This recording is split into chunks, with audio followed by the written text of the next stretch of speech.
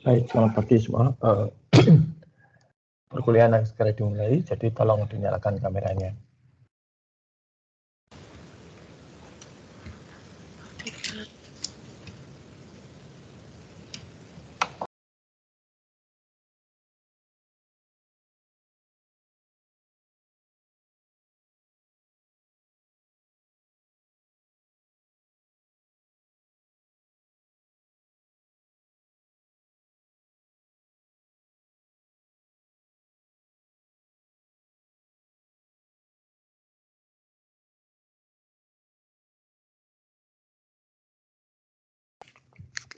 Sekali lagi, silakan kamera dinyalakan jika kita bisa mulai perkuliahannya.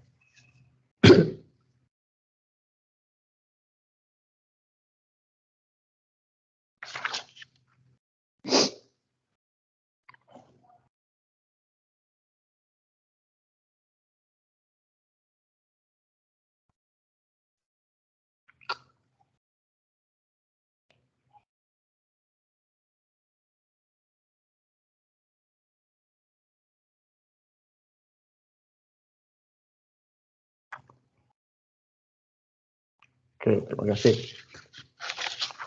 Baik, seperti biasa kalau ada tugas, maka kita akan mulai perkuliahan dengan presentasi dari kelompok.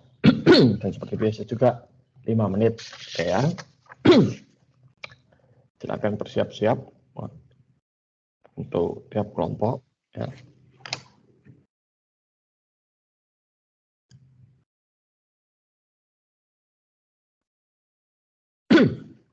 Oke, kita akan mulai hari ini dari kelompok 2, Yovita Ivana, Romaldo Pipito, Florentina Asyera, dan Kesia Bella. Silakan. Baik Pak, sebentar Pak ya. Saya Ya. screen dulu.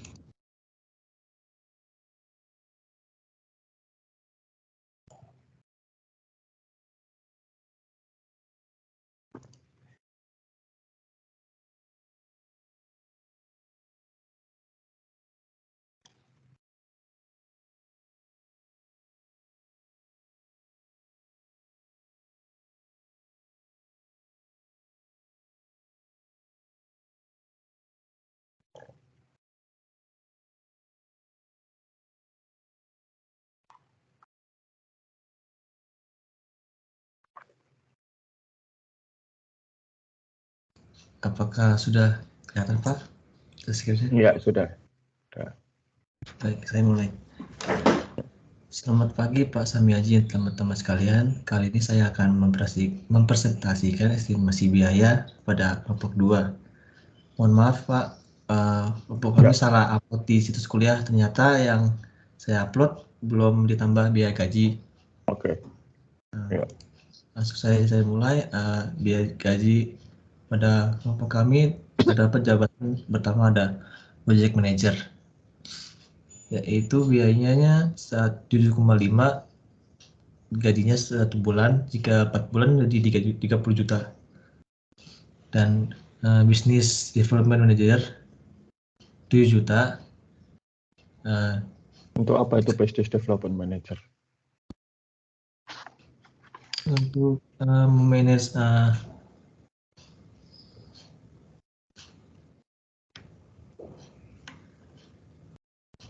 memanage bisnis Pak. Loh, kalian tuh mau membuat sistem atau membuat bisnis?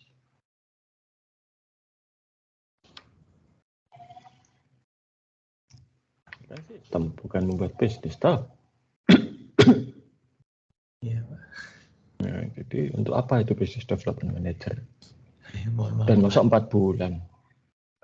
Business development manager itu biasanya posisi tetap itu. Itu seperti research and development gitu. Baik Pak. Saya lanjutkan ya Pak. Ya. Sistem engineer, SDM-nya berjumlah dua orang, biaya gaji sekitar 6,5 juta, 6.500.000 maksudnya. Jika 1 bulan, keduanya dikenakan 13 juta dan 50 juta rupiah. Selanjutnya ada finance, SDM-nya berjumlah 1 orang, biaya gajinya untuk per bulan 5,5 juta, 5.500.000. 4 bulannya menjadi 22 juta. Yang terakhir ada software engineer. SDM berjumlah 2 orang, gajinya sekitar 6.500.000 dan digabungkan sebulan menjadi 13 juta dan 4 bulan menjadi 50 juta. Totalnya ada 7 SDM. Dipikirkan gaji per orang itu ada 30 juta, 33 juta, dan 1 bulan untuk semua orang jadi 46 juta dan sekitar 184 juta 4 bulan. Sebentar, Terus ini tuh saya lihat biayanya ada pembelian kain ini untuk apa? Apakah sistemnya membutuhkan kain?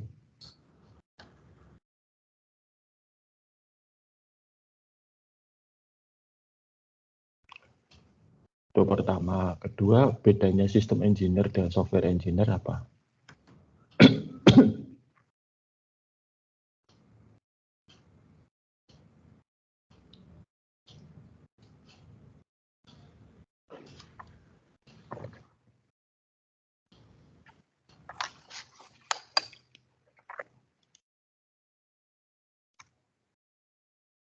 kain digunakan untuk foto produk, Pak, yang dimasukkan ke dalam website.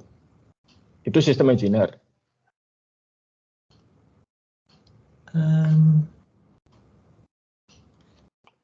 Foto produk itu kan tidak ada hubungannya dengan sistem.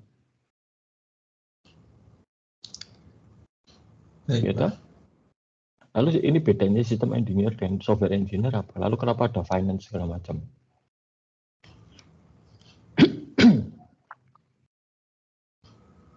Kalau sistem engineer itu dia menyediakan rancangan sistem dan konsultasi terhadap pelanggan, Pak. Sehingga memberikan respon terhadap permintaan Tahu teknikal. artinya sistem engineer enggak? Itu kan analis. Sistem engineer itu yang mengembangkan hardware-nya.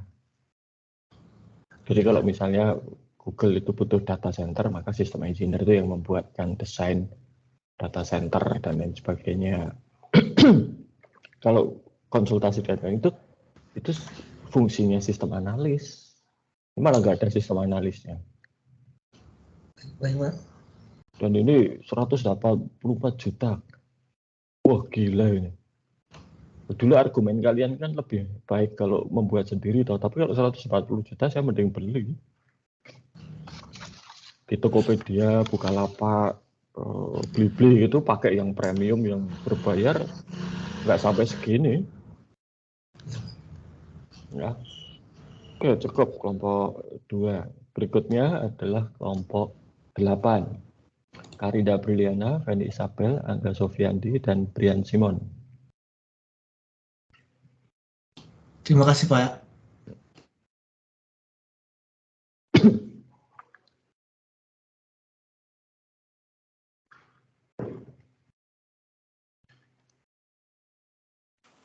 Baik, saya ya.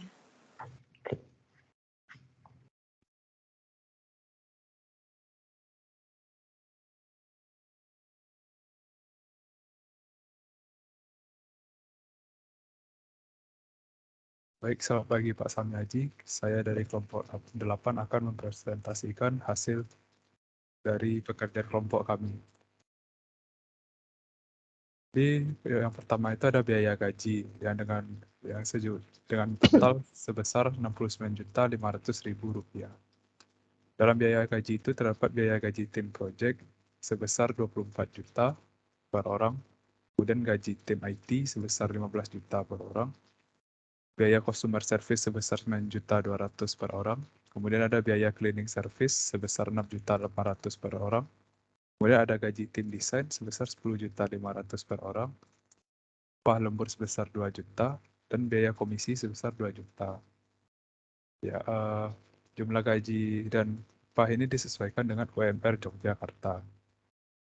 Kemudian ada biaya pengumpulan, analisa, dan pengembangan sebesar 4.400.000 yang terdiri dari biaya analisa data sebesar Rp850.000, kemudian biaya perancangan sistem sebesar Rp1.750.000, biaya testing dan implementasi sebesar Rp1.800.000.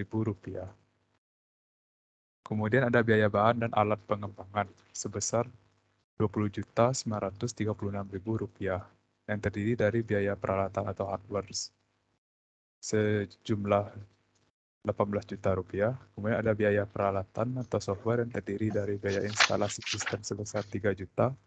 Kemudian biaya database sebesar Rp1.980.000 dan kemudian ada biaya provider web hosting sebesar Rp1.176.000. Kemudian ada biaya internet yang terdiri dari biaya wifi sebesar Rp2.180.000. Kemudian ada biaya kuota internet Rp1.600.000. Kemudian akan dilanjutkan oleh teman saya. Ada biaya peralatan kantor dengan total Rp15.740.000. Meja kantor sebanyak 2 unit dengan harga Rp3.700.000. Kursi kantor dengan harga Rp3.200.000. Flash disk 128 GB Rp320.000.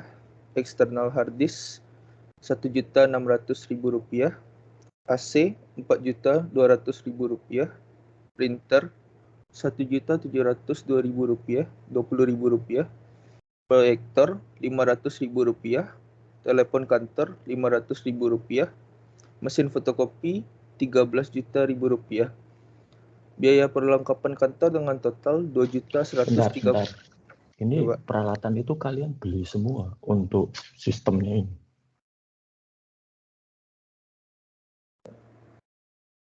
Atau bagaimana?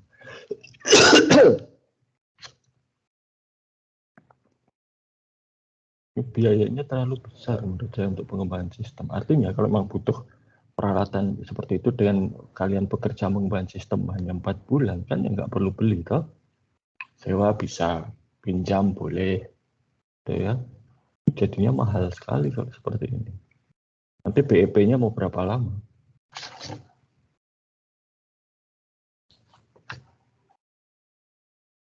Kemarin Lalu ada biaya cleaning service dan segala macam.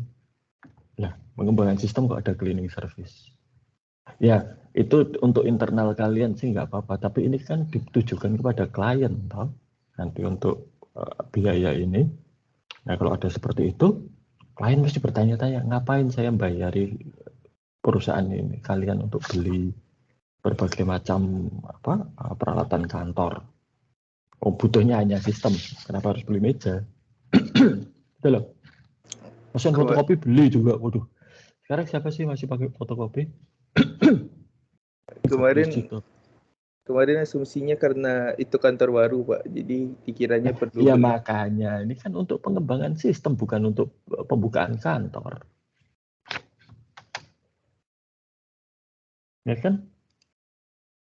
Apakah saya mengatakan ini biaya untuk pembukaan kantor? Tidak, untuk pengembangan sistem. Dan nanti direvisi ya.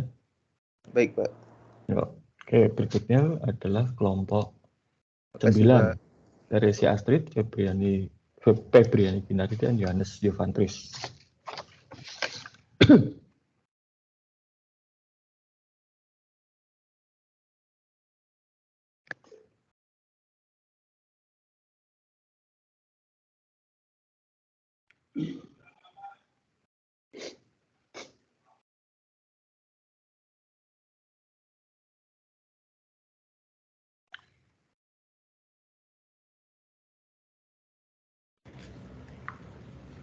Baik, selamat pagi Pak Samiaji. Ini estimasi biaya dari kelompok kami. Yang pertama ada biaya gaji. Ada 2 tim utama gaji tim utama itu sebesar 2.500.000 untuk 3 orang. Itu 7.500.000. Lalu untuk gaji tim desain 2 juta untuk 3 orang, 6 juta total. Lalu untuk lembur itu per lemburnya dihitungnya 50.000 untuk 6 orang, jadi totalnya 8.100.000. Lalu untuk biaya kebutuhan rapat, ada paket data sebesar 150 untuk 6 orang, total 3.600.000. Untuk konsumsi 75.000 untuk 6 orang, total 5.400.000. Lalu untuk sewa kantor, asumsinya 1 juta untuk 4 bulan, dengan total 4 juta. Lalu untuk transportasi 50.000 untuk 6 orang, totalnya 1.200.000.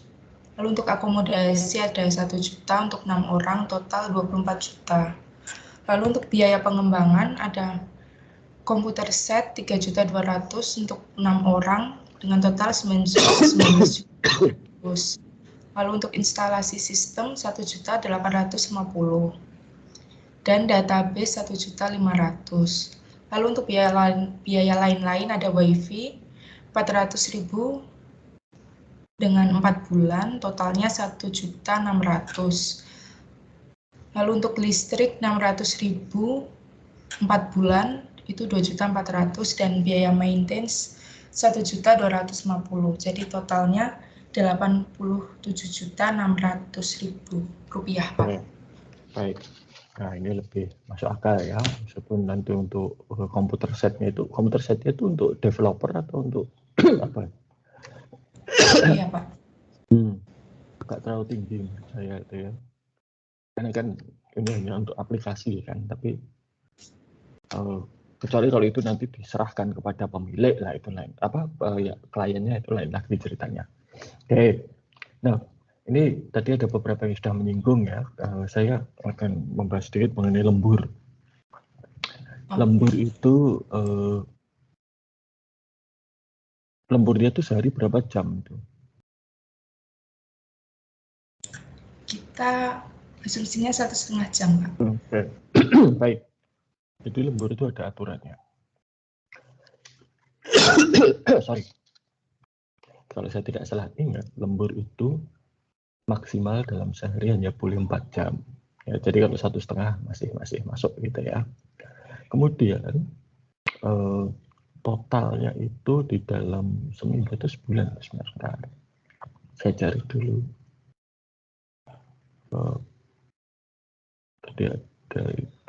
Ya, dalam seminggu tidak boleh lebih dari 18 jam. Ya. Jadi lembur itu nggak bisa terus-terusan. Itu pertama. Kedua, lembur itu sebetulnya menunjukkan bahwa manajemen waktunya buruk. Nah, di banyak perusahaan yang apalagi kalau sudah menggunakan metode Scrum atau Agile, itu lembur haram hukumnya. Padahal jam kerja itu 40 jam seminggu, udah nggak boleh lebih dari itu. Jadi semuanya harus diselesaikan pada waktu kerja. Oke. Itu. Lalu berikutnya ketentuan upah lembur itu juga dihitung per jam kerjanya. Ya. Jadi upahnya berapa per jam, lalu itulah nanti lemburnya ada hitungannya. Saya lupa persisnya, nggak bisa dilihat.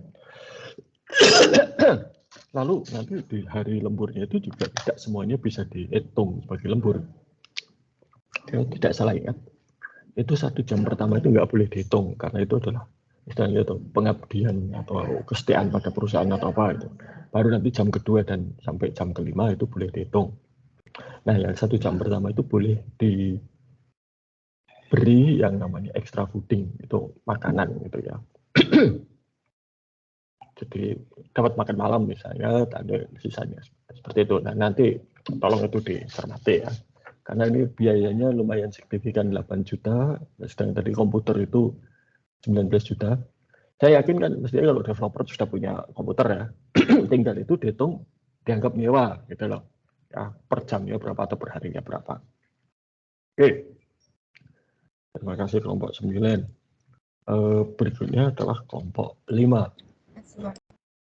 Tabitha Angelin, Valentinus Devara, dan Manuel Laurencio. Silakan.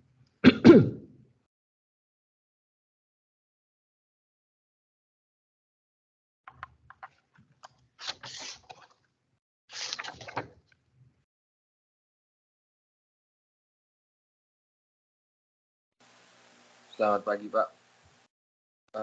Dari kelompok 5 akan menjelaskan estimasi biaya sistem pembayaran KAFI. Yang pertama yaitu ada sewa gedung untuk setidaknya 2 kali pertemuan.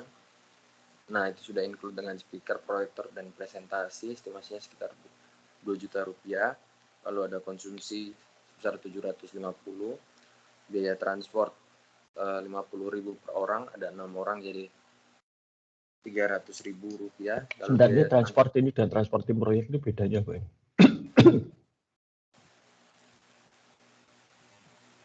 Bedanya yang ini untuk selain yang mengerjakan proyeknya, Pak.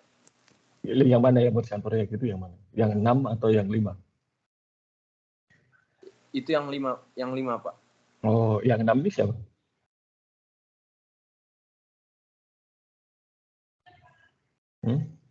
Yang 6 ini siapa?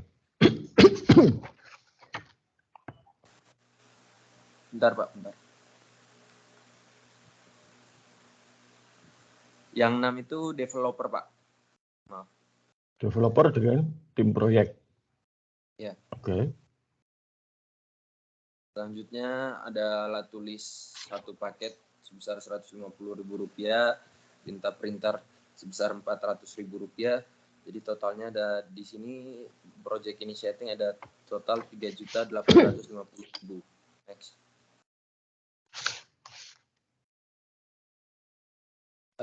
Sewa project planningnya ada sewa meeting room termasuk perlengkapan presentasi ada 3 juta itu setidaknya 3 kali rapat. Lalu konsumsi 1.250.000. Lalu ada biaya transport lagi 480 untuk 6 orang, per orang itu 80.000. Lalu biaya transport tim 400 untuk 5 orang. Lalu ada pembelian harddisk eksternal 1 tera untuk menyimpan hasil rapat sebesar 880.000.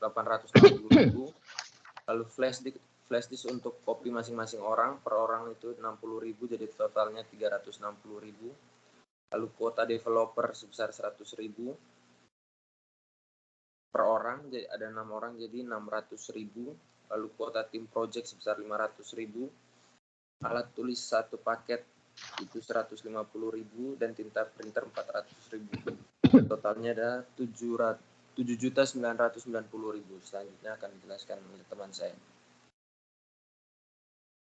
Baik, selanjutnya adalah project executing. Yang pertama untuk sewa cloud computing yang saya ambil di sini, yang kita ambil dari CBTP, yaitu 3.800.000. Kenapa dikali 8? Karena pada fase ini kita mengerjakan selama 8 bulan. Sedangkan untuk bawahnya ini backup cloud computing, Herza atau OVH, ini opsional. Jadi kalau yang pertama ini mengalami suatu masalah baru ke sini. Kemudian Google Drive 2 TB sebesar 1.350.000. Lalu biaya development di sini kenapa besar? Karena dari source yang kami dapat kemarin developernya itu menghitung per line. Per line apa? Jadi itu Pak, misalnya dia ngerjain satu proyek terus dia pakai suatu aplikasi itu misalnya kayak VSC atau apa gitu, dia ngitungnya satu line-nya itu 100 sampai 200.000 Pak. Kemarin. Per baris kode? Iya Pak, kemarin aku tanya. Ngomong sama developernya itu kayak tahun 60-an gitu. Sekarang udah nggak dipakai itu per baris kode gitu. Pakainya Kokomo namanya. Ya udah terus. Lalu biaya internet development team itu 24 juta. Kenapa di sini sangat besar? Karena fokusnya kemarin pakai GitHub, jadi biar ketika mereka melakukan commit tetap kesimpan datanya. Lalu kemudian biaya internet untuk project team itu 20 juta selama 8 bulan. Kemudian alat tulis 1 paket 150.000, tinta printer 400.000, biaya sewa dan maintenance PC di sini sebenarnya dia nggak ngasih harga, cuman kita masukin 5 juta buat biaya sewa sama maintenance PC. Kemudian biaya setting MySQL-nya juga terpisah. Kemarin mereka mintanya itu 5 juta, Pak. Kemudian ini opsional kalau misalnya ngerjainnya di dedicated cloud computing, pakai Cloudflare ini buat melindungi misalnya di OpenPort, UDP sama TCP-nya katanya. kemarin. Totalnya 320.700.000. Oke. Ya ini sekedar buat ini Pak. Ini per baris. Ya. Oke. Ya. Oke, gini.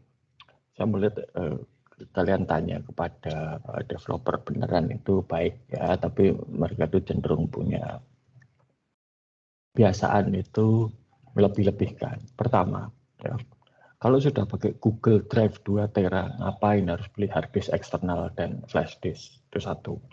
Ya. Dan pakai GitHub.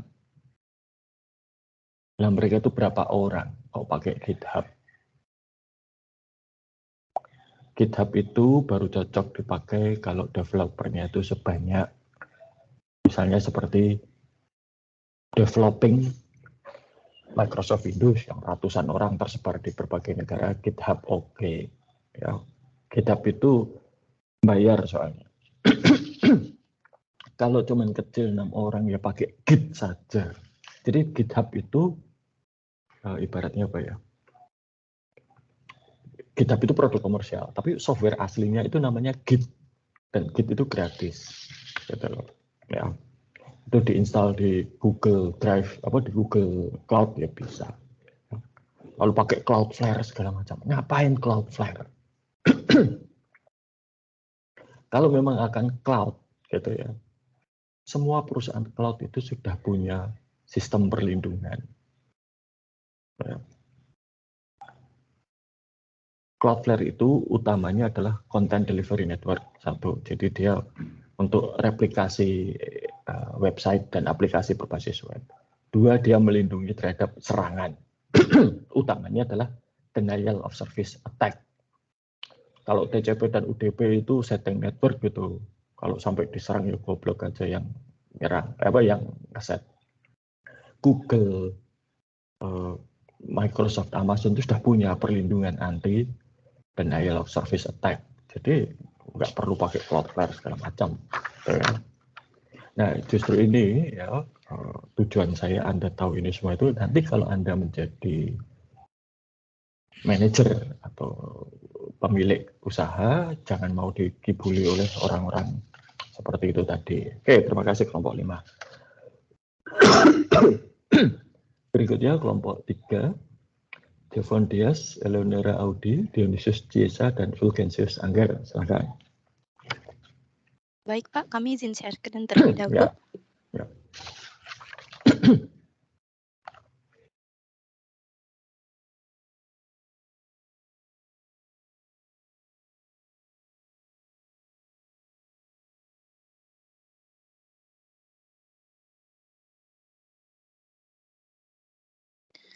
Baik, jadi selamat pagi teman-teman dan Pak Samiaji. Berikut hasil diskusi kami tentang estimasi biaya proyek pengadaan bahan makanan di Tripark Service Hotel. Nah, berikut kos estimasi yang sudah... Bisa diperbesar nggak itu? Kecil banget. Oh ya, bisa Pak. Oke, terima kasih. Ya, berikut kos estimasi yang kami perhitungkan. Untuk biaya variabelnya, terdapat biaya gaji tim manajemen proyek. Untuk range harga gajinya, Pak, kami memperhitungkan wilayah ibu kota sih kebetulan. Kami mengambil rata-ratanya. Terdapat 4 anggota tim proyek, yaitu project manager, programmer dan database, data analyst, serta UI atau UX designer. Untuk project manager sendiri, gajinya dibayar per jamnya, Pak. Untuk alokasi waktunya kami memperhitungkan selama 1 bulan hari kerja efektif selama 22 hari dengan waktu kerja selama 5 hari kerja dalam 40 jam dalam seminggu, Pak. Jadi jika dikalkulasikan secara kumulatif selama 16 minggu totalnya 704 jam, Pak. Dengan biaya persatuannya project manager dibayar selama per jam 70.000 sehingga totalnya 49 juta, Pak. Jadi selama 16 minggu. Begitu juga dengan programmer dan database dengan biaya satuannya 72.700 per jamnya sehingga totalnya 51.180. Data analyst dengan biaya satuan per jam 21.100 dengan total selama 16 minggu 14.854.400 serta biaya desainer dengan gaji per jamnya 31.250, totalnya 22 juta Pak. Jadi untuk biaya gaji terdapat estimasi kos sebesar 137.315. Nah, selanjutnya ada biaya utilitas. Di sini sebenarnya biaya seperti penjelasan Pak Sami Haji sebelumnya, biaya listrik tidak perlu kami masukkan.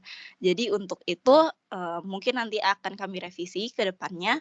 Di sini ada biaya listrik Pak, untuk listriknya terhitung setiap bulannya 246.000, jadi selama kurang lebih 16 minggu atau 4 bulan biaya yang dibayarkan akan sebesar 984.704 Pak. Begitupun biaya rapat, saya menemukan biaya-biaya yang ada di ruang biaya-biaya seperti pertemuan setengah hari atau half day meeting yang terdapat di hotel yang terdapat di hotel. Nah, biaya rapat ini diadakan untuk pertemuan tim proyek dengan pemangku kepentingan atau klien, Pak. Nah, jadi untuk biaya satuannya half day meeting tuh terhitung 8.250, Pak. Nah, jadi untuk meeting kami memperhitungkan terdapat 4 kali meeting, Pak, setiap bulannya. Jadi untuk setiap akhir bulan tim proyek mengadakan meeting dengan pemangku kepentingan. Jadi totalnya sebesar 33 juta, Pak. Seperti itu. Selanjutnya akan dijelaskan oleh teman saya. Baik, selanjutnya ada biaya tetap. Nah, biaya tetap ini terbagi jadi biaya sewa ruangan dan internet, biaya hardware, biaya software, biaya testing, dan biaya akomodasi dan lain-lain. Biaya sewa ini kita ngambil biaya sewa ruangan karena yang kita pikirkan itu sebelumnya kan kita belum memiliki kantor tetap seperti itu, makanya kami menyewakan ruangan untuk para buat yang mendevelop sistem ini. Itu satu ruangannya itu kami cari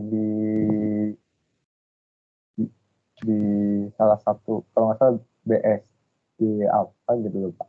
Itu dapat satu ruangannya itu 14 juta. Nah, kita karena membutuhkan 4 ruangan untuk programmer dan database, UX, data analis dan project manager itu jadi totalnya itu sekitar 56 juta. Nah, biaya internetnya ini kami memakai IndiHome, hanya kami tidak memperhitungkan kecepatan. Kami bingung ingin menggunakan kecepatan yang berapa. Jadi kami mengambil yang rendah, hanya setiap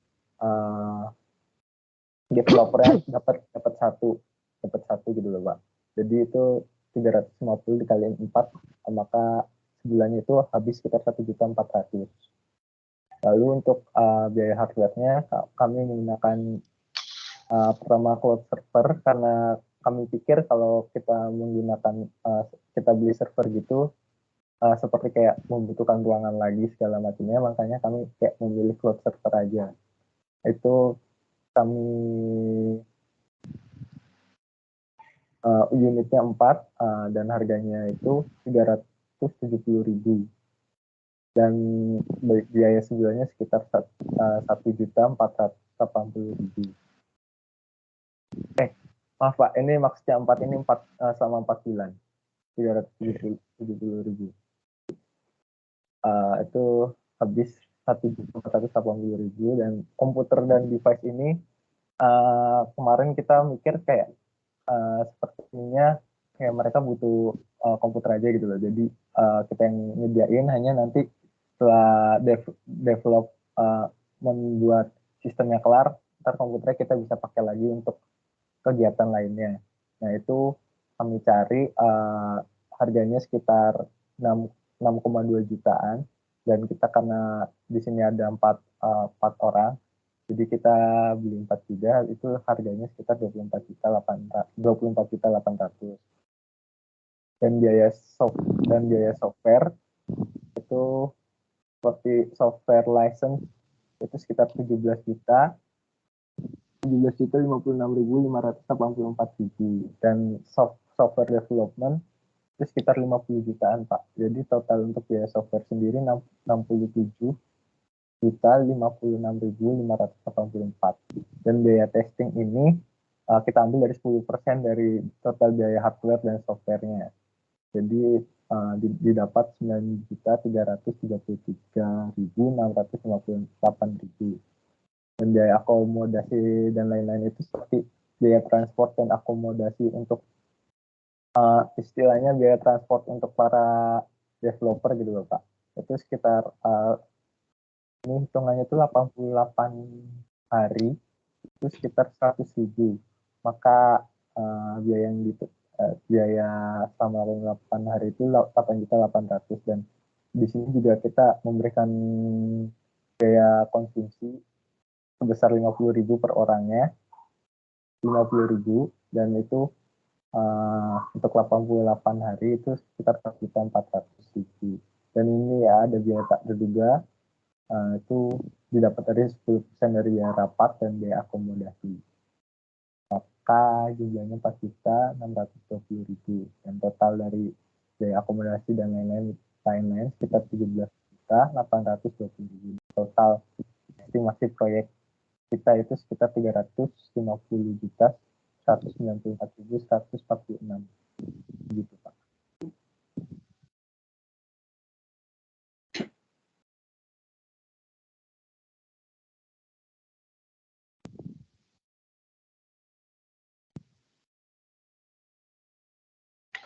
Baik, terima kasih terkait dengan koneksi internet ini. Biasanya kalau untuk development sistem itu tidak akan pakai IndiHome. Kenapa? IndiHome itu untuk consumer sebetulnya. Jadi kalau kalian itu sewa koneksi internet, ada embel-embel sekian megabit per detik, itu biasanya merujuk pada besarnya data yang bisa diunduh pada satu saat. Jadi misalnya IndiHome 100 megabit, itu berarti sisi downloadnya itu 100 megabit. Tapi kalau development itu tidak hanya sisi downloadnya yang dibutuhkan, tapi juga uploadnya. Nah, IndiHome itu kalau digunakan untuk streaming Netflix, ya, yang mana aktivitas terbesarnya itu adalah download, streaming, nggak masalah.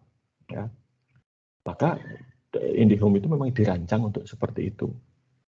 Maka downstreamnya itu atau downloadnya itu bisa besar, tapi upstream atau uploadnya itu kecil. Ya, saya share sebentar punya saya. Oke, Anda bisa lihat ya. Downloadnya di IndiHome itu 70, uploadnya hanya 13. Ya. Nah, kecil.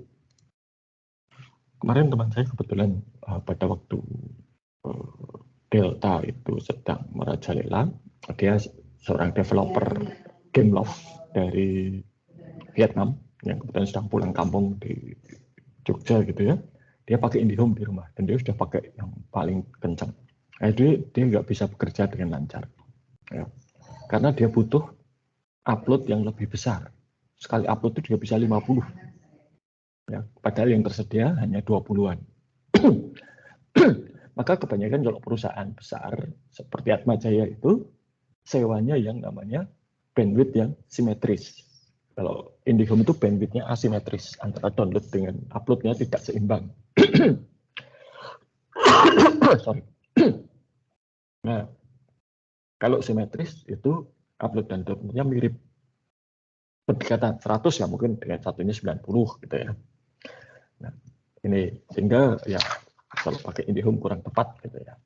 Oke, terima kasih kelompok 3. Berikutnya itu adalah kelompok 1.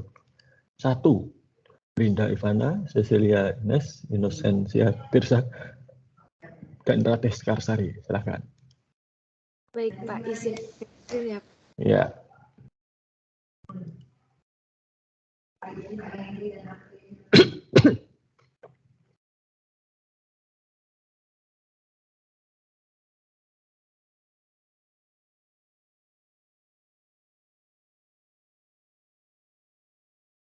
Baik, selamat pagi Pak Samiaji dan teman-teman semuanya. Kami dari kelompok 1 yang akan membuat sistem penggajian untuk perusahaan asuransi. Kami untuk estimasi biaya ada 4 yang akan kami bahas, yaitu terkait dengan biaya peralatan, operasional, biaya gaji, dan maintenance. Yang pertama, peralatan itu untuk monitor, CPU, mouse, dan keyboard.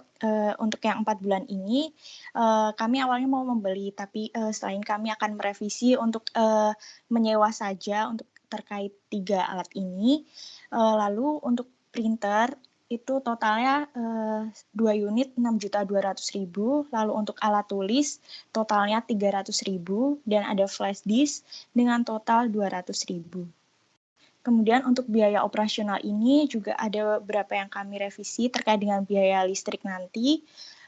Kemudian yang kedua ada biaya koneksi internet dengan total 4 bulan itu 4.600.000. Kemudian ada office software 4 bulan itu sebesar Rp1.264.000.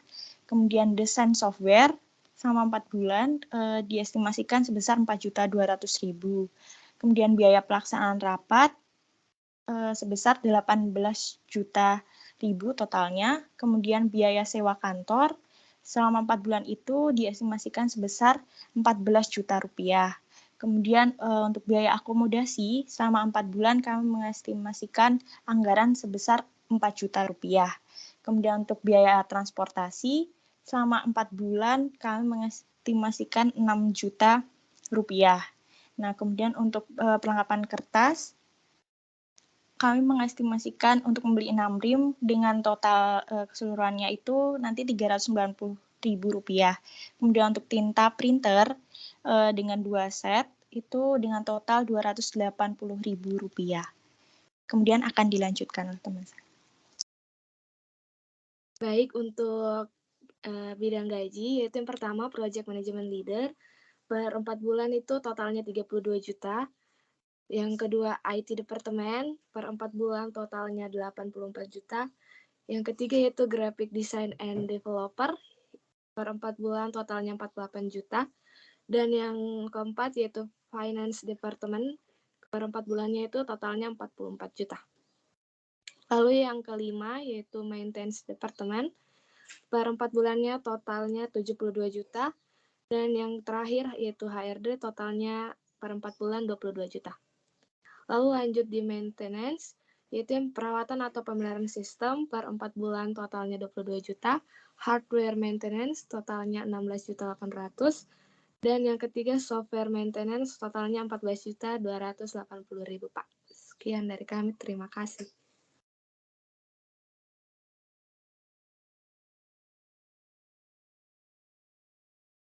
Maaf, maintenance ini berarti nanti kalau sudah sistemnya selesai atau bagaimana?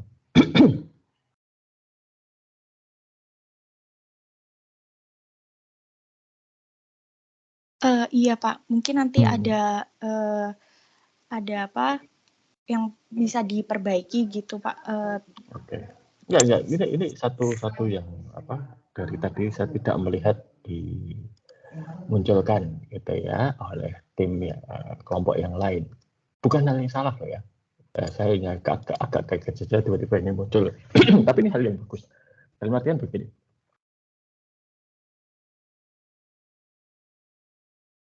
Perusahaan-perusahaan seperti Microsoft dan lain sebagainya itu ya sekarang itu model bisnisnya dari mana mereka mendapatkan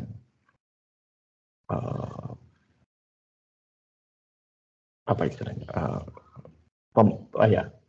pendapatan mereka itu tidak dari jualan.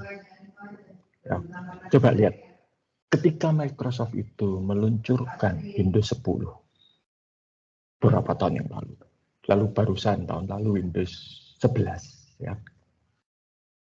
Untuk upgrade gratis kan, tidak harus bayar ya. Tapi di masa lalu itu bayar. Ya kalau kalian beli komputer baru lalu harus beli Windows baru ya bayar. Tapi kalau sudah punya Windows 10 mau di-upgrade ke Windows 11 gratis. Dan bahkan dulu ketika Windows 10 itu bagi yang masih pakai Windows 7 XP gitu ya, Microsoft tuh mendorong ayo upgrade gitu ya, diberi gratisan. Nah, padahal biaya mengembangkan Windows 10, Windows 11 kan ya juga tidak sedikit mestinya. Dari mana Microsoft bisa memperoleh pendapatan? Ya dari maintenance, ya. Maintenance itu macam-macam, mulai dari kontrak, mulai dari pelatihan, mulai dari troubleshooting gitu ya. Beberapa perusahaan itu bahkan membayar Microsoft untuk support dan maintenance. Ya kalau Microsoft tentunya software ya. Hardware juga tidak menutup kemungkinan. Bagi Anda yang pakai produk Apple tentunya sudah akrab atau mungkin sudah akrab dengan yang namanya Apple Care. Apple Care itu adalah kontrak perpanjangan garansi hardware maintenance.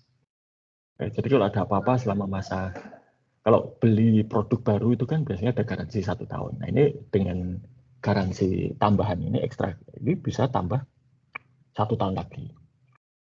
Laptop saya yang lama itu bahkan saya ekstra garansi 2 tahun. 3 tahun setelah saya beli, itu motherboardnya bermasalah. Ganti gratis. Karena saya sudah bayar di awal biaya pemeliharaan hardware. Nah, jadi bagus ya, kelompok 1 ya, sudah memunculkan adanya paket dan maintenance bisa dijual ya, macam-macam. Maintenance yang hanya sekedar lewat telepon, murah. Atau maintenance pakai email, lebih murah lagi. Tapi kalau harus datang ke tempat klien, ada biayanya. Gitu. Ya. Oke, baik. Terima kasih kelompok 1. Berikutnya itu adalah Terima kasih, Pak. 4. Ya, Heidi, Ignatius Loyola, dan Krishna Dharma Saputra. Silakan.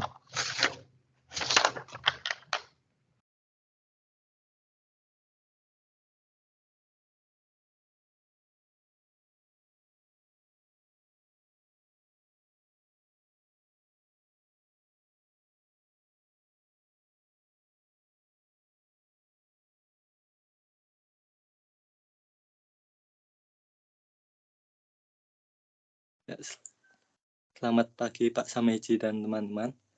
Di sini kami kelompok 4 akan menjelaskan rencana anggaran biaya yang sudah kami rencanakan. Yang pertama ada gaji anggota tim proyek. Untuk manajer proyek kami mengestimasi gaji sebesar 81.500.000 untuk 4 bulan. Lalu ada divisi pemrograman perangkat lunak untuk 2 orang sebesar 90.842 untuk 4 bulan. Kemudian dari divisi desain grafis ada 2 orang. Kami mengestimasi 90.840.000 untuk 4 bulan.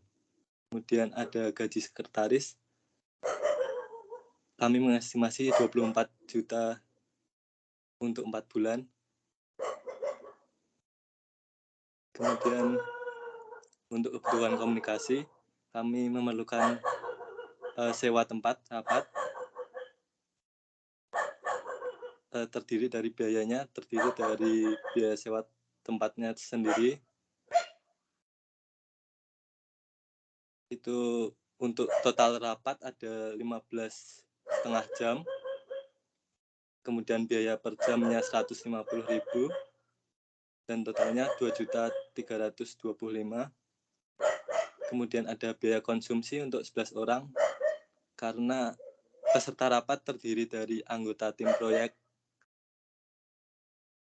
6 orang dan pemilik usaha dan jajarannya 5 orang. Sehingga biaya konsumsi yang kami estimasikan sebesar 25.000 per rapat per orang. Kemudian yang rapat yang kami rencanakan ada 7 kali rapat, sehingga total biayanya 1.925.000. Kemudian yang ketiga ada pembelian atau sewa. Di sini kami memerlukan kantor dan kami memutuskan untuk menyewa, yaitu untuk 4 bulan kami mengestimasi biaya sewa sebesar 9 juta. Kemudian sewa meja kursi 6 set untuk tim proyek sebesar 2.400.000 untuk 4 bulan. Kemudian sewa paket peralatan komputer itu terdiri dari LCD proyektor, mesin fax, printer warna dan scanner, printer laser, papan tulis putih. Itu kami mengestimasi sebesar 2.600.000 untuk 4 bulan. Kemudian untuk yang kami rencanakan awal akan membeli komputer desktop, namun kami akan mempertimbangkan kembali untuk menyewa saja, Pak. Itu komputer desktop yang kami rencanakan yaitu Asus All-in-One. Untuk estimasi biaya 61.200.000 untuk 4 bulan. Lalu komputer server juga kami akan merencanakan untuk revisi untuk menyewa saja, Pak. Yang kami rencanakan di awal yaitu membeli komputer server Dell R230 sebesar 19.500.000. Kemudian kami akan menyewa Google Workspace untuk 6 anggota tim. Kami mengestimasi biayanya sebesar 3.300.000 untuk 4 bulan. Kemudian instalasi LAN untuk 6 komputer desktop dan 1 komputer server sebesar 1.750.000. Kami juga berlangganan layanan internet IndiHome besar 885.000 per bulan untuk 4 bulan menjadi 3.540.000. Kemudian untuk lisensi perangkat lunak kami merencanakan menggunakan Microsoft Visual Studio dan berlangganan selama 4 bulan. Estimasi kami 2.580.000. Kemudian ada Photoshop. Untuk 4 bulan kami mengestimasi sebesar 57.300.000 Pak. Lalu untuk pembelian alat tulis kantor kami mengestimasi 500.000 per bulan dan selama 4 bulan kami membutuhkan biaya 2 juta. Dan kemudian 2 unit pendingin udara Denpo AR 1109 XF berjumlah 2 unit sebesar 1.600.000. Kemudian kami merencanakan biaya tetap untuk tunjangan uang transportasi selama 73 hari pengerjaan proyek. Itu sudah kami hitung 16 minggu dikurangi jumlah hari libur yang untuk Sabtu Minggu dan hari libur nasional. Itu kami mengestimasi untuk uang transportasi 10.950.000 untuk 6 orang anggota tim. Kemudian biaya token listrik kami mempertimbangkan untuk merevisi. Kemudian untuk dokumen pelaporan pengembangan proyek yang diserahkan 8 kali, itu sudah termasuk dokumen laporan akhir sebesar 4.480.000. Lalu kemudian pembuatan piagam proyek sebesar 100.000. Kemudian pelatihan karyawan bagian penjualan untuk 3 kali pertemuan, masing-masing 1,5 jam.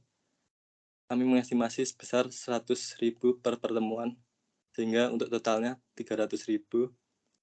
Kemudian ada acara serah terima sistem penjualan tembakau.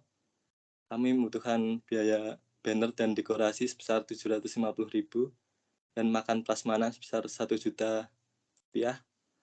Kemudian biaya perawatan 1 tahun, rencananya untuk garansi 1 tahun, perawatan 1 tahun sebesar 6 juta. Kemudian ada biaya variabel lainnya untuk kejadian tak terduga apabila 6 orang untuk dianggarkan untuk 6 orang apabila anggota terpapar COVID-19. Itu kami butuhkan untuk isolasi mandiri 14 hari totalnya 5.880.000. Kemudian ada paket P3K sebesar 500.000, 1 unit APAR sebesar 370.000, dan kami juga membutuhkan biaya materai besar 80.000. Kemudian total yang kami rencanakan yaitu 439 juta, Pak. Sekian dari kami. Terima kasih, Pak. Baik, ya sudah nanti direvisi ya. Tapi ini satu yang akan saya komentari ya. Ini tadi ada biaya untuk serah terima, ada upacara gitu. Itu bagus loh. Ya, dalam artian ya perkara besarannya saya nggak tahu apakah itu layak atau tidak. Tapi memang seremoni itu kadang perlu ya. Bukan pestanya, bukan hura-huranya, tetapi pertemuan secara fisik itu tetap diperlukan. Ya. Dan ada beberapa, bahkan ini juga saya kira di negara barat ya, yang terkenal tidak suka basa-basi pun juga ada. Jadi sosialisasi gitu ya. Kalau orang Indonesia itu kan awal proyek biasanya ada tumpengan, syukuran, selamatan gitu ya. Lalu nanti kalau sudah selesai juga syukuran lagi. Nah itu kan sebenarnya ketika syukuran, selamatan, awal proyek maupun akhir itu kan adanya tatap muka antar para pemangku kepentingan sambil makan dalam suasana informal. Nanti kita lihat pada saat kita bicara mengenai komunikasi gitu ya. Jadi memang itu dibutuhkan ya. Banyak sekali masalah itu bisa selesai ketika dibicarakan dengan suasana informal sambil makan.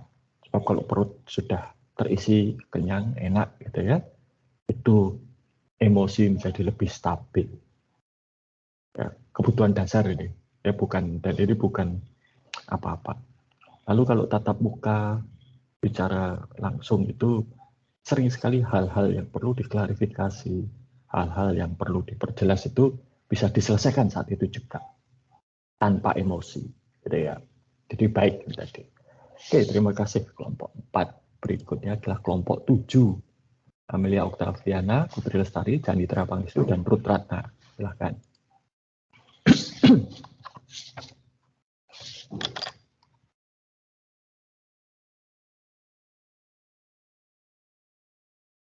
Baik Pak, izin share screen ya Pak. Ya.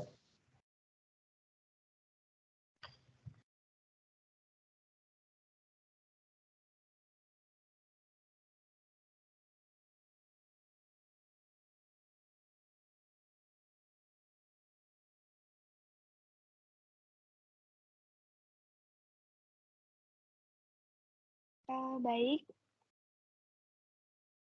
Ini adalah estimasi biaya yang kami diskusikan di kelompok kami.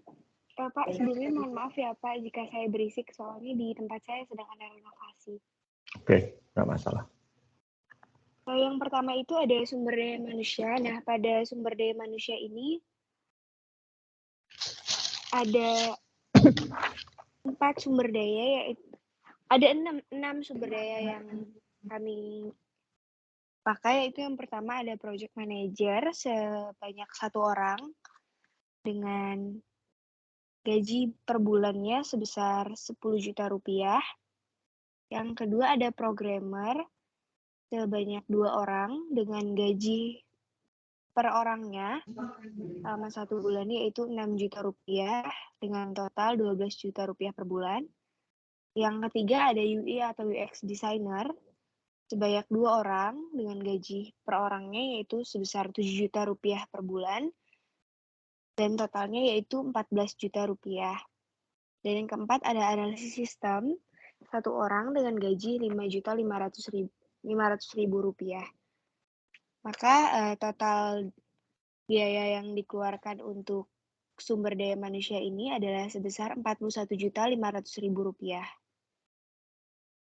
Dan yang kedua ada hardware. Yang pertama itu pembelian desktop all-in-one sebanyak 4 unit dengan harga per unitnya yaitu sebesar 15.299.000 rupiah. Maka total dikeluarkan adalah sebesar Rp61.196.000. Yang kedua itu pembelian mouse dan keyboard sebanyak 4 unit juga dengan harga per unitnya Rp397.500 dengan total pengeluaran sebesar Rp1.190.000. Yang ketiga pembelian printer sebanyak 1 unit dengan harga Rp4.190.000. Dan yang terakhir pembelian router 1 unit dengan harga Rp859.000. Maka biaya yang dikeluarkan untuk pembelian hardware ini adalah sebesar Rp67.835.000. Kemudian yang ketiga ada software. Nah, software yang dibeli ini ada 2, yaitu yang pertama Visual Studio Professional IDE 1 unit yaitu sebesar Rp646.000, dan yang kedua ada Adobe Creative Cloud 1 unit juga dengan harga Rp1.010.000, maka total biaya yang dikeluarkan untuk pembelian software ini adalah Rp1.656.000. Untuk biaya operasional dan biaya lain-lain akan dilanjutkan oleh teman saya. Selanjutnya ada biaya operasional. Yang pertama adalah pembayaran sewa, itu sebulannya 20 juta. Lalu yang kedua ada biaya asuransi, itu kami estimasikan 150.000 per orang. Jadi dikali 6 orang menjadi 900.000. Lalu yang ketiga adalah pemeliharaan perangkat, itu sebesar 3.500.000. Lalu ada biaya listrik sebesar 3 juta. Biaya internet sebesar 2 juta. Lalu ada biaya tenaga kerja harian, itu sebesar 1.200.000 untuk 1 bulannya. Selanjutnya ada stationery, itu estimasikan sebesar 500.000. Lalu ada biaya rapat, untuk biaya rapatnya itu 500.000 dan akan dilakukan 2 kali selama sebulan. Jadi totalnya adalah Rp1 juta. Lalu ada biaya dokumentasi, itu sebesar 100.000. Lalu ada biaya akomodasi yang kami estimasikan 1 juta per orangnya, jadi totalnya 4 juta. Dan ada biaya transportasi sebesar 500.000 untuk 6 orang, jadi totalnya adalah 3 juta. Lalu selanjutnya ada biaya konsumsi, itu adalah 660.000 dikali 6 menjadi 3.960.000 untuk 1 bulannya. Jadi total biaya operasional untuk 1 bulan adalah Rp45.160.000. Selanjutnya ada biaya lain-lain, itu ada biaya tak terduga yang diestimasikan sebesar 2 juta. Jadi total estimasi biaya untuk 4 bulan itu adalah Rp429.099.000. Oke. Ya, ini kalau sewanya 20 juta ini sewa apa tuh?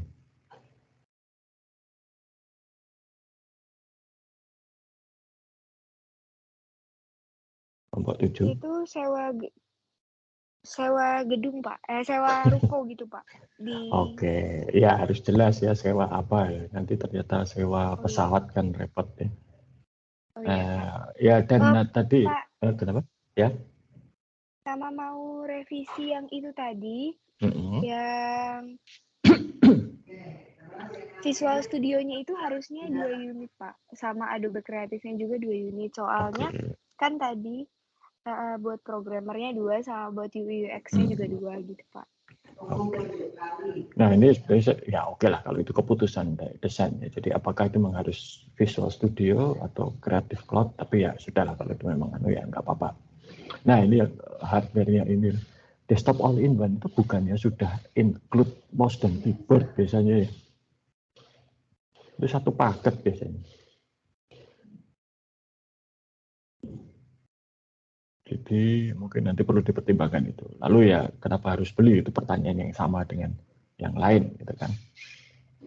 Nanti silahkan dipertimbangkan lagi.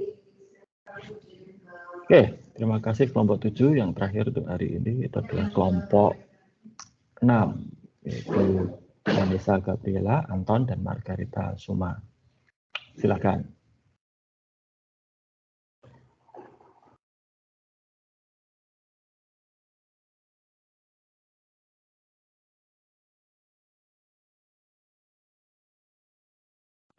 Baik, selamat pagi Pak Samyaji dan teman-teman. Hari ini kami akan menjelaskan tentang estimasi biaya kami. Yaitu yang pertama ada gaji, project manager, biayanya kami estimasikan sebesar 8,5 juta, dan programmer biayanya 7 juta dikali 2 jadi 14 juta, dan UI atau UX design 6,5 juta dikali 2 jadi 13 juta. Lalu ada finance department 5 juta dan maintenance department sebesar 5.500.000. Jadi total per bulannya ada 46 juta. Selanjutnya ada biaya operasional. Yaitu ada biaya rapat berupa makanan dan minuman sebesar 1 juta. Dikalikan 10 jadi 1 juta. Dari 10 juta per bulan. 1 juta. Biaya transportasi yaitu berupa sewa mobil atau Grab plus bahan bakar 1.300.000. Laptop bermerek HP yaitu biayanya 14.299.000 sebagai 1 unit. Printer yaitu Epson All-in-One Ink Tank Printer sebesar 1.480.000 sebagai 1 unit. Lalu ada tinta printer yaitu tinta Epson L120 70 mili. Kami estimasikan sebesar 79.000 sebanyak 2 unit. Yaitu totalnya 158.000. Lalu ada kertas HPS A4 35.000 sebanyak 1 unit. Lalu ada mouse Logitech MK275 wireless 128.000 sebanyak 1 unit. Yaitu ada biaya sewa kantor 1 lantai sebesar 2.500.000 per bulan. Lalu ada biaya listrik 1.467 kWh sebesar 12.000. Lalu ada biaya internet Bisnet paket 2P 100 Mbps sebesar 445.000 sebanyak 2 unit. Yaitu totalnya per bulan 890.000. Lalu ada alat tulis. Maaf, itu kok kenapa butuh 2 unit? Soalnya untuk ini Pak, di depan kalau misalnya nggak terjangkau, di belakang gitu Pak. Kayak ada depan dan belakang gitu Pak. Maksudnya depan dan belakang itu gimana? Untuk 9 orang juga, jadi kayak biar nggak lelet. Jadi kita... Oh iya, kalau itu berasal... Ya kenapa nggak kapasitasnya sewa yang lebih besar saja, misalnya yang 200 megabit per detik. Ada kan Bisnet, sampai 300 kalau saya tidak salah ingat. Oh iya, baik Pak, akan kami revisi Pak. Karena kalau kalian itu per paket itu kan berarti ada 1 biaya tetap kan. Dan kalau kalian pilih 2 paket berarti 2 biaya tetap yang harus ditanggung. Oh baik Pak, akan kami revisi Pak. Oke, ya. Saya lanjut, itu ada Adobe Creative Cloud, dia itu kayak software sebesar 10.000 sebanyak 1 unit. Dan MySQL itu software itu gratis, tidak kami itu dapat dari beli Adobe-nya sebesar 0 rupiah. Jadi totalnya ada 23.700.000 dan kalau dikali 4 bulan ada 47.079.000. Terima kasih. Ya, kalau MySQL itu memang aslinya gratis, itu open source. Ya, jadi nggak usah ngomong itu bawaan Adobe Creative Cloud. Nah itu satu soal. Oke, terima kasih kelompok 6. Saya kira cukup ya untuk hari ini presentasinya. Oke. Nah jadi nanti secara umum ya, coba dilihat biaya-biaya pembelian itu untuk revisi ya, biaya pembelian itu apakah bisa diganti dengan sewa. Kalau tidak benar-benar biaya, misalnya saya sudah punya komputer, saya pakai itu. Nah, bisa dihitung biaya pemakaiannya berapa per jam atau per hari atau apapun satuan waktunya ya, tarifnya gitu. Lalu kalikan berapa lama itu dipakai ya. Klien ya tidak akan mau nanggung biaya pembelian kecuali itu nanti diserahkan pada mereka. Jadi, oh, kita belikan server gitu kan. Nanti server ini kalau sudah selesai diserahkan pada klien. Ah, itu mungkin mereka mau gitu ya.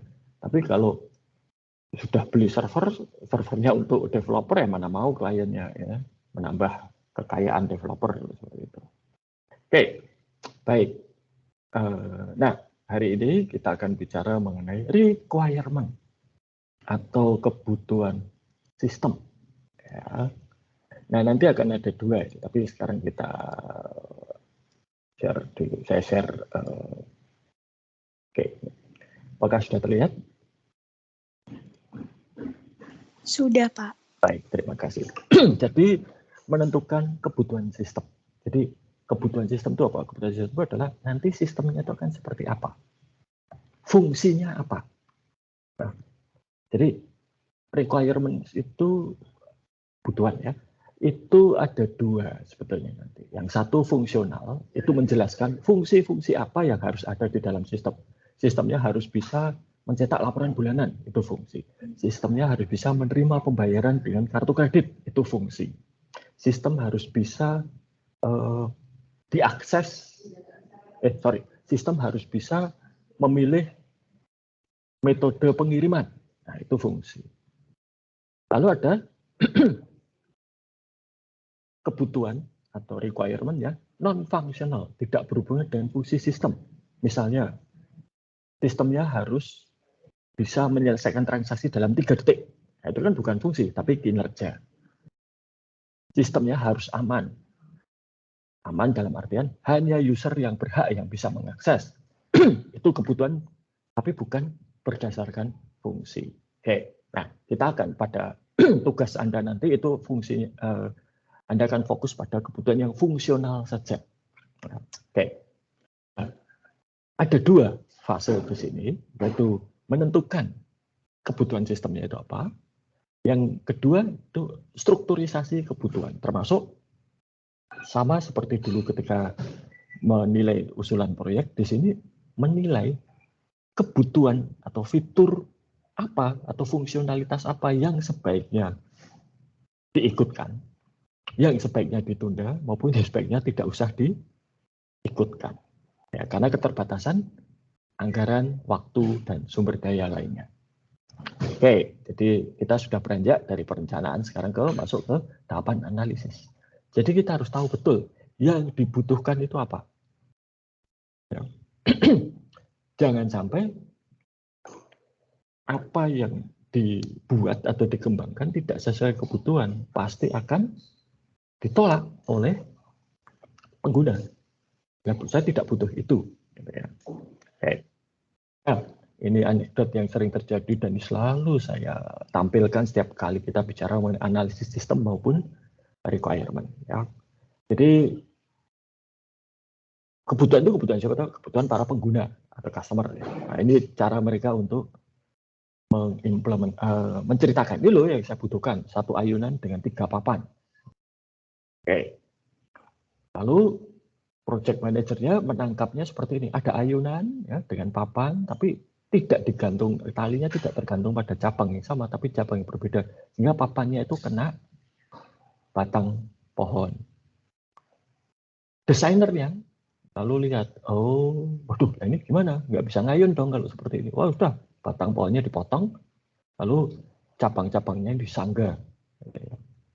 Nah, ini desainnya. Programnya bagaimana buatnya seperti ini. Ya, males banget ya, sudah nggak digantungkan. Ini ada semua toh, ada pohonnya, ada talinya, ada papannya, tapi tidak digantungkan dan tidak dipotong. Ya. Dan yang nggak bisa mengayun. Nah, ini bagian penjualannya mendeskripsikan, wah ayunannya hebat kayak sofa dan lain sebagainya, gitu kan. Dokumentasinya kosong melompong, tidak, dan itu terutama di Indonesia sering sekali terjadi. Lalu ketika diinstal ternyata hanya seutas tali seperti ini. Ya. Tagihannya, wah roller coaster. Gitu ya.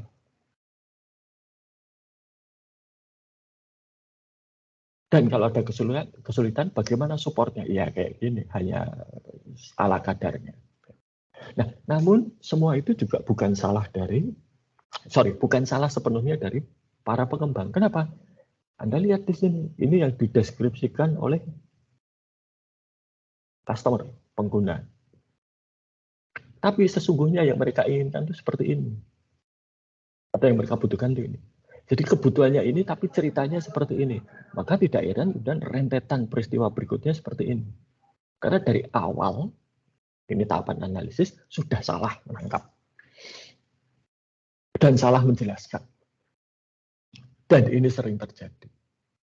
70% permasalahan sistem itu kalau ditelusur berasal dari tahapan analisis atau requirements ini. Maka itu requirement ini menjadi sangat vital. Sebab kalau tidak, 70% masalah berasal dari sini. Dan kembali ke tahapan requirement atau analisis ini untuk memperbaiki kesalahan, itu biayanya sangat mahal. Bayangkan, sudah seperti ini, ya, balik lagi ke tahap awal untuk perbaiki itu kan, berarti kan mengulang dari awal. Gitu ya. Oke.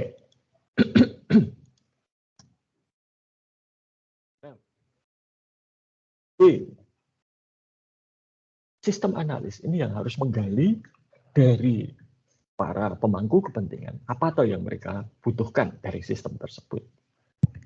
Informasi apa, data apa, prosesnya bagaimana, aturannya yang berlaku bagaimana, dan seterusnya. Maka seorang sistem analis itu satu, harus kritis, harus mempertanyakan semua, tidak gampang percaya. Bukan berarti saya menuduh pemangku kepentingan atau klien itu berbohong, tidak. Tetapi tiap orang itu punya sudut pandang yang berbeda. Masih ingat kemarin saya memberikan contoh Bank Dunia dengan Kementerian Dalam Negeri. Masing-masing punya sudut pandang yang berbeda. Maka ya itu harus kita gali.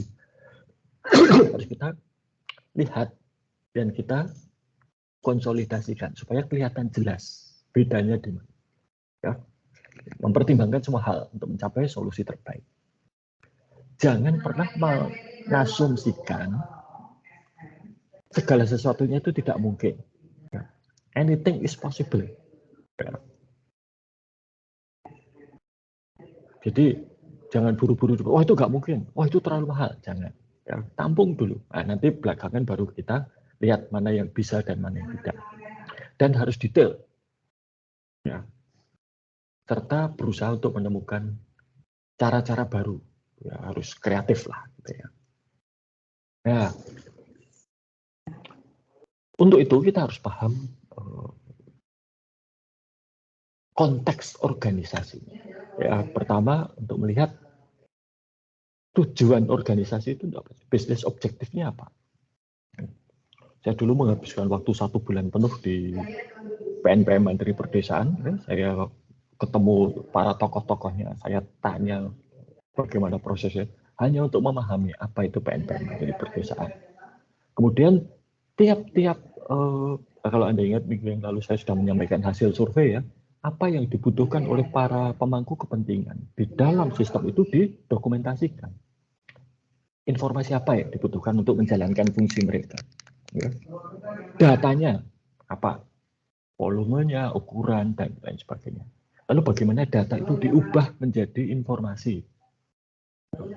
Kemudian ketergantungan. Ya. Misalnya, kalau kalian akan KRS, itu kalian harus membayar SPP tetap dulu.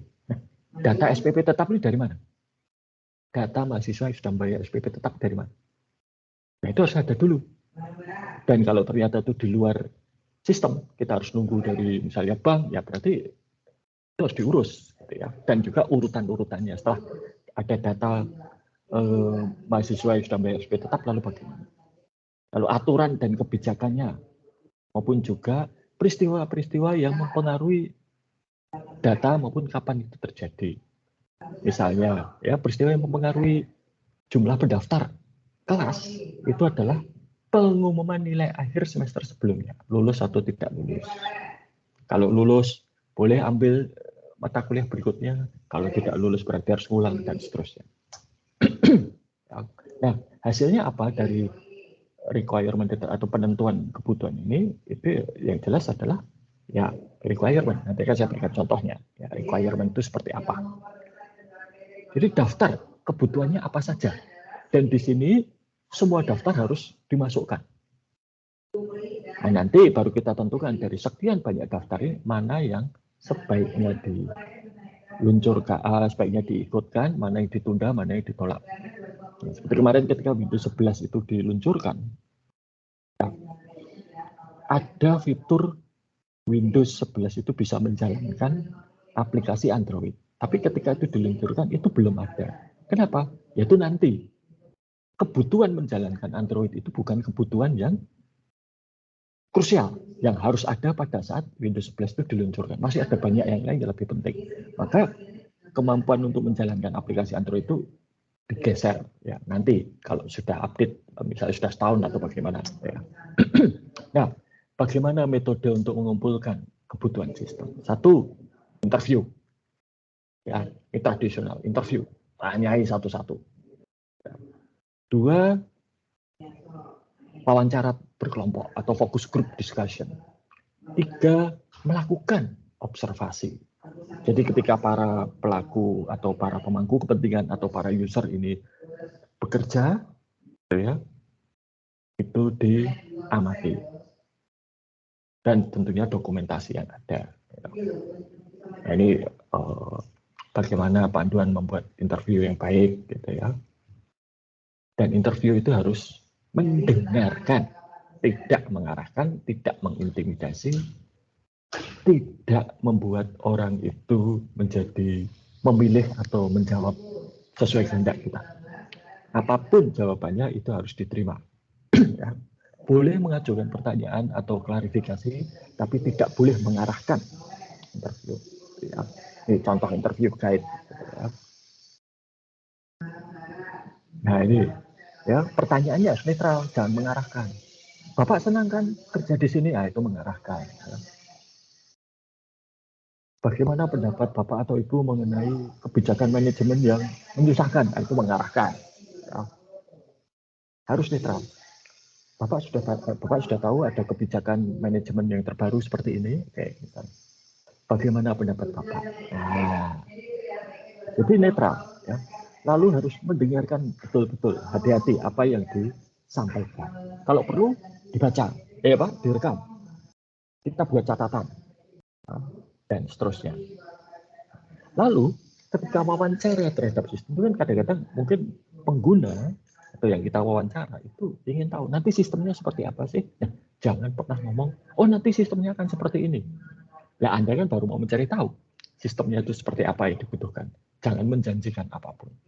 Nanti bisa diakses mobile enggak, Pak? Oh, ya, Bapak pengen diakses, pengen itu bisa diakses melalui perangkat mobile misalnya, gantian ditanya.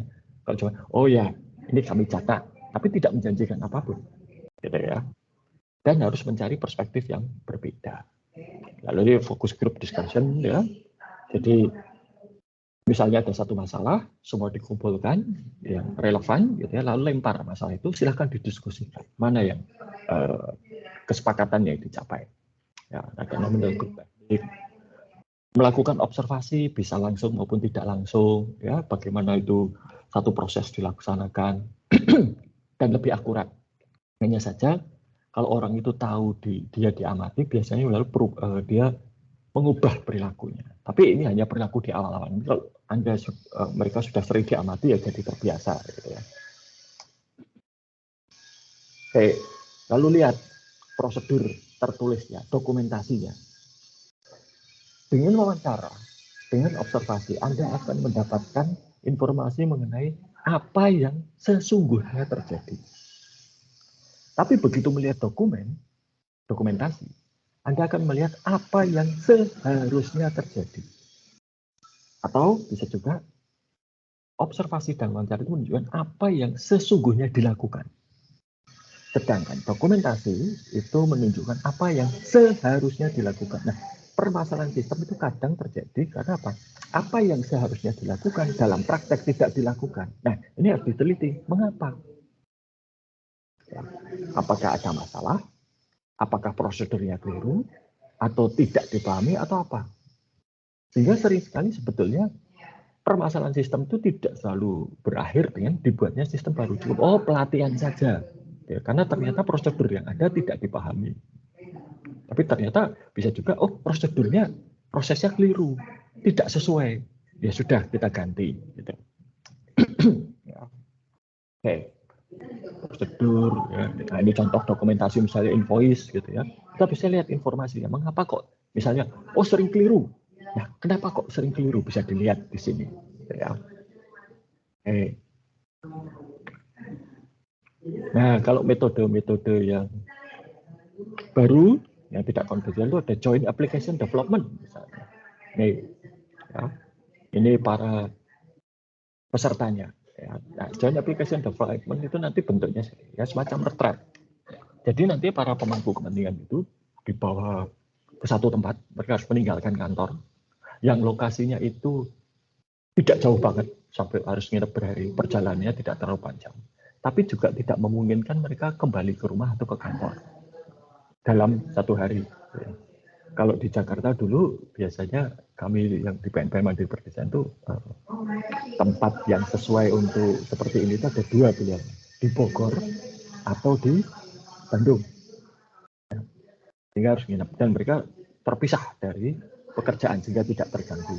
Nah, nanti diskusi di sini. Lalu ada yang memandu diskusi, ada yang ini papan dan macam-macam ya, dan dicatat hasil diskusinya. Itu kesepakatan yang dicapai itu dicatat.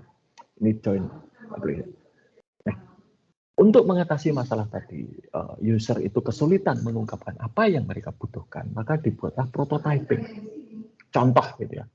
Kami butuh sistem informasi penjualan. Masuk, coba berikan contoh. Seperti ini. Oh tidak, bukan seperti itu yang dibutuhkan. Nah, atau oh ya, tapi saya nggak mau pakai komputer, maunya pakai tablet. Oke, contoh tablet. Oh saya pengennya seperti ini. Jadi mereka dipancing. Karena kadang-kadang seperti saya katakan, sistem informasi itu abstrak. Sehingga pengguna seringkali tidak bisa mengungkapkan yang sebetulnya mereka inginkan atau butuhkan itu seperti apa. Tapi dengan contoh yang nyata, yang bisa mereka lihat, bisa mereka pegang, bisa mereka pakai, mereka kemudian bisa cerita, oh saya tidak butuh ini, saya tidak butuh laporan harian, saya butuhnya laporan mingguan, saya seperti itu. Ya, nah, ini prototyping. Itu banyak. Lalu ada yang lain, saya kira tidak perlu dibahas. Nah, ada juga yang namanya disruptive technology. Ini adalah teknologi yang memporak-porandakan atau mengobrak-abrik tatanan bisnis yang lama. Nah, maka ini perlu diperhitungkan. Ya. Contohnya apa? Mobile phone, ya, smartphone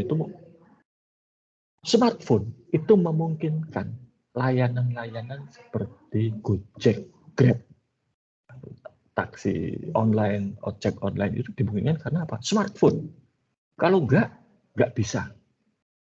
Dengan smartphone ada teknologi GPS, ada komputer kecilnya, bisa menentukan kalau jarak sekian, tarif per kilometernya berapa. Kalau waktunya rame, tarifnya naik berapa persen dan seterusnya. Itu dulu nggak mungkin dilakukan. Tapi sekarang mungkin. Nah, maka disruptive technology ini perlu diperhitungkan. Ya. Saya kira tidak. Jadi itu ya terkait dengan penentuan kebutuhan. Nah, sekarang saya akan share contoh hasil akhirnya ya. Oke. Jadi ini adalah dokumen ya. Namanya kalau resminya namanya software design dokumen. Ini adalah daftar fungsi sistem yang di PNPM Mandiri Perdesaan yang nantinya akan di-deliver kepada para pemangku kepentingan. Jadi, nah ini misalnya ya, ada banyak. Ini ada berapa halaman? 244 halaman. Ya. Misalnya ini, spesifikasi fungsi input fokus audit. Jadi ini baru input data saja ya, belum yang lain. Deskripsi, fungsi ini untuk menambahkan data master jenis fokus audit pada PNPM Mandiri Perdesaan. Jenisnya form entry, jadi ini formulir. Ya. Tabel inputnya apa? S fokus audit. Jadi formulir itu nanti akan mengisi data S fokus audit. Tabel output tidak ada, layar tidak ada, query tidak ada, karena ini hanya input saja. Lalu ini field data yang tampil di layar.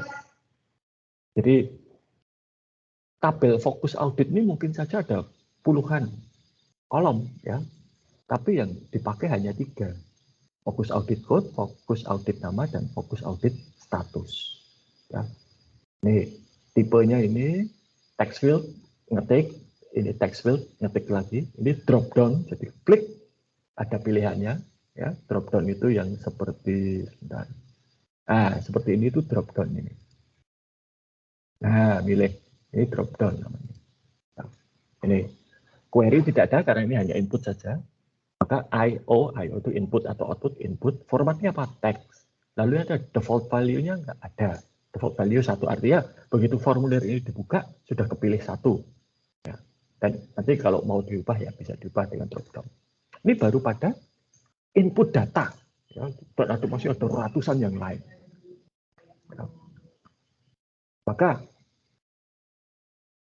pesan yang ingin saya sampaikan pada Anda bahwa memang yang namanya menentukan kebutuhan itu sangat-sangat krusial dan harus detail, harus terperinci. Ya, karena apa?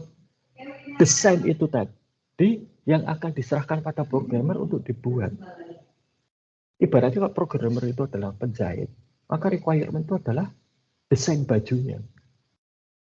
Ukurannya panjang berapa meter, lebar berapa meter, jenis kainnya apa, benangnya apa, warnanya, tipe jahitannya apa, itu semua sudah dispesifikasi. Potongannya bagaimana, itu sudah ada. Sehingga penjahit itu tinggal lihat, oh ya sudah, potong, jahit, selesai. Sehingga diharapkan desain dokumen ini kalau diserahkan ke programmer, mereka sudah langsung, oh oke, begini. Tuh. Ya. Baik, sampai di sini apakah ada pertanyaan mengenai materi?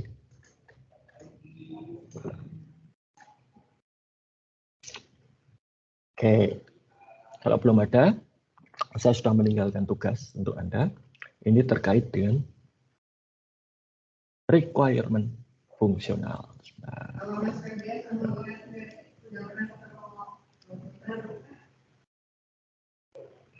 Oke, jadi ya untuk sistem yang Anda kembangkan ada di situs kuliah, buatlah daftar kebutuhan fungsional dengan cara 1, tentukan kebutuhan informasi pengguna. Jadi pengguna itu butuh informasi apa?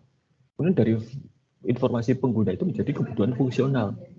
Misalnya, saya butuh laporan penjualan harian. Oh, berarti harus ada input data penjualan dulu. Kemudian ada proses query mencari total penjualan hari itu dan seterusnya. Ya, maka dibuat serinci mungkin. Formatnya terserah. Ya, tadi yang saya berikan itu adalah salah satu contoh. Tapi tidak harus seperti itu. Ya, bisa dengan format yang lain. Yang penting kebutuhannya apa dan seterusnya. Ingat ya, kebutuhan fungsional. Informasi apa yang dibutuhkan, proses apa yang dibutuhkan, input apa yang dibutuhkan, data apa yang dibutuhkan, seperti itu. Ya. Oke, adakah pertanyaan untuk ini? Untuk tugas?